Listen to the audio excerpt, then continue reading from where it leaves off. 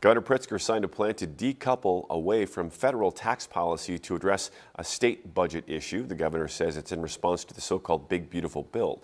That law will recover nearly $250 million of lost revenue by decoupling or untying from new federal policy changes. Just after the Big Beautiful Bill was signed, the governor's office started talking about a $267 million budget deficit for Illinois.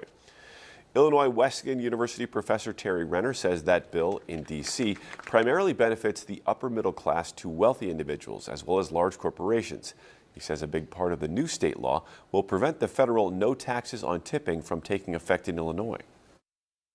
When you don't tax tips, most of that goes to people who are part of the working class, working poor, or some middle class. This is one of the predicaments and difficulties that not just Illinois, but many other states have faced and are still facing, because some of them don't want to, they don't want to just replicate what the federal government has done.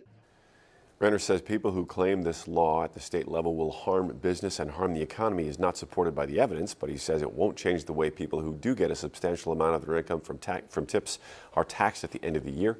The law went into effect immediately.